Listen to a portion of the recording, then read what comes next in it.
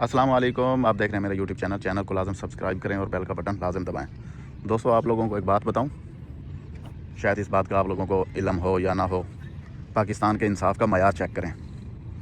जज के 2 अंडे और 1 सेब चोरी हुआ तो FIR दर्ज हो गई, और जज के बेटे ने 2 बच्चियों को अपनी गाड़ी के नीचे देकर कत्ल कर दिया तो 5 घंटे के अंदर अंदर बरी हो गया।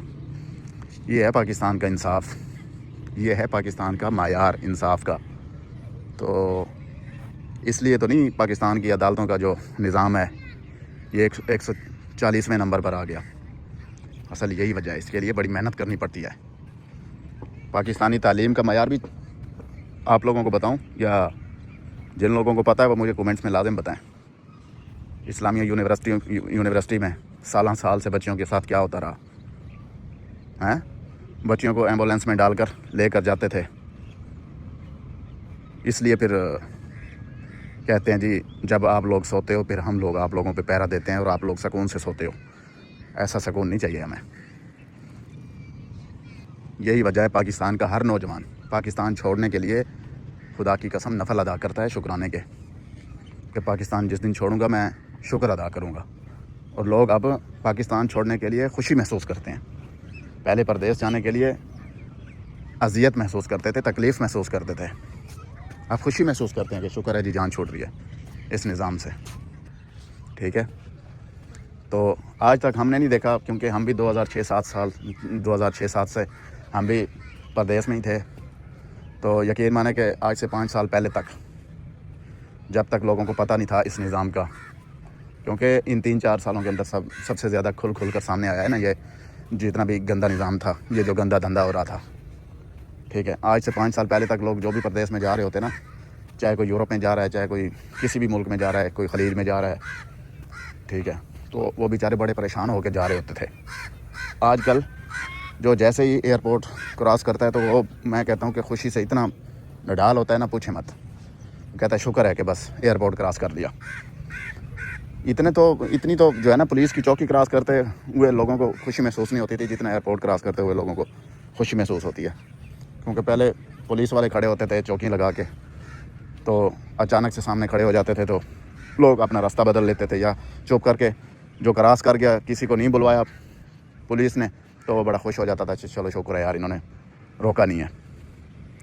ठीक है, इंसाफ का मयार ये है। इदारों का मयार आप लोग सब जानते हो, मुझे बताने की यार ज़रूरत ही नहीं है हर वीडियो के अंदर, क्योंकि मैंने किसी और मौजू पे वीडियो बनानी होती है, फिर मुझे इस मौजू पे बनानी पड़ती है, ताकि मैं कहता हूँ कि हमारा जो पाकिस्तान का नौजवान है ना, वो अपना कीमती टाइम जो है ना वो बचाए।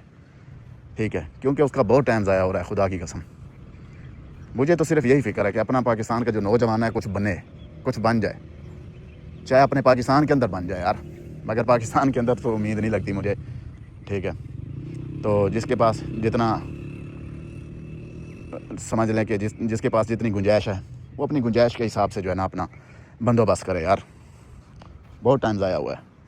हम इन्हीं बातों के ऊपर, अगर हम इसी निज़ाम के ऊपर हम तजर्बे करते रहे तो फिर मेरा ख्याल से कि हम सारी ज़िंदगी ज़ीरो पे ही रहेंगे। लोगों की तरफ देखते रहेंगे कि यार फ़लाँ का लड़का कैसे बन गया, वो इतना कमा रहा है, वो उसका बिज़नेस इतना सेट है, और हम क्यों सेट नहीं हो सके।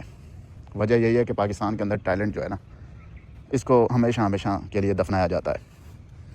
जो बच्चा जितना होशियार है, जितना लग के काम करता है, यहाँ पे बिज़नेस करता है, ठीक है, वो बेचारा किसी न किसी सरखसे में आ जाता है।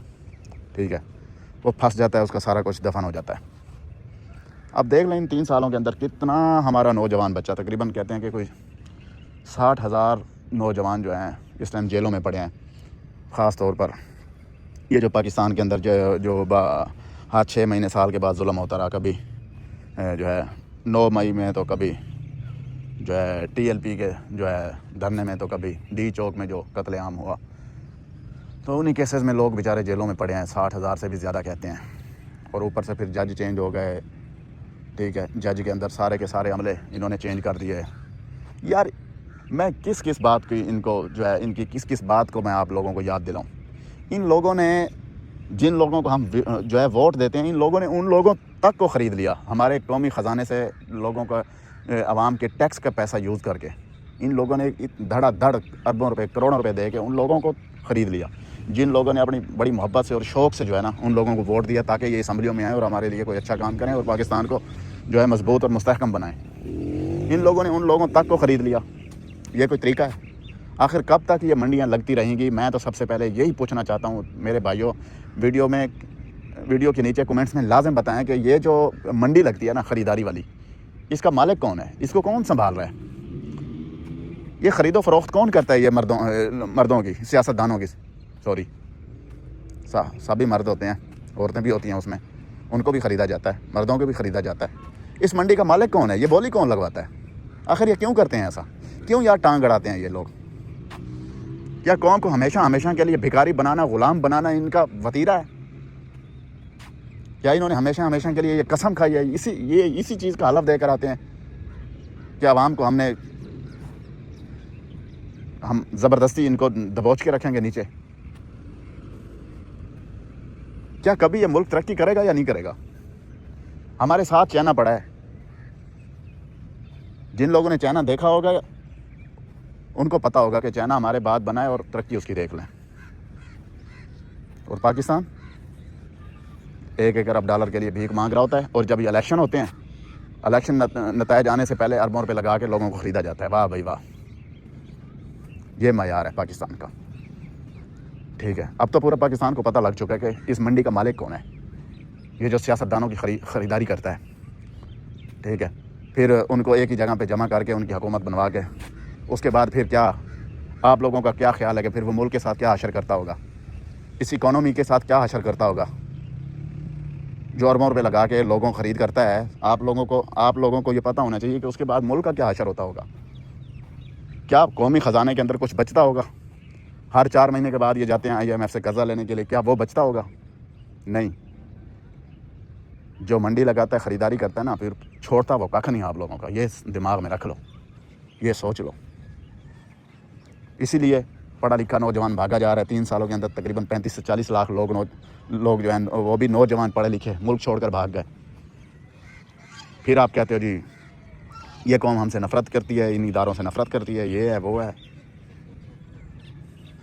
کیا کہیں ان کو؟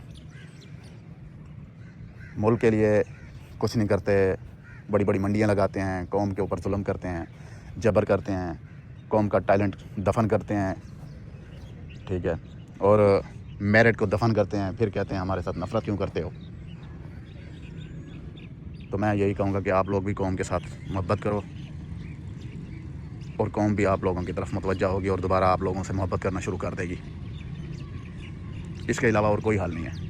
اگر آپ لوگ اسی طرح میرٹ کو دفن کرتے رہے, ٹیلنٹ کو دفن کرتے رہے, نوجوان کو اسی طرح ظلم کا شکار کرتے رہے, جھوٹی FIR درج کرتے رہے, تو پھر آپ لوگوں کے ساتھ اسی طرح زندگی بھر نفرت رہے گی. اور اس نفرت کا جس دن بھی لاوا پک کر باہر آیا نا, خدا کی قسم رہے گا آپ کا ککھ نہیں, کچھ بھی نہیں رہے گا آپ لوگوں کا. پھر وہ حشر کرے گی یہ قوم جس دن بھی نکلی. کیونکہ قوم ہماری ہے تھوڑی لیزی, لیکن جس دن نکلی نا, انہوں نے رکھنا ککھ نہیں ان لوگوں کا, یہ میں جانتا ہوں. اور اب جو لوگ باہر جا رہے تھے اپنے بیچارے پیسے لگا لوگوں کے اتنا خرچہ کر کے, اب ان لوگوں نے ان کو اپلوڈ کرنا شروع کر دیا. پھر کہتے ہیں ہمارے ساتھ محبت کرو.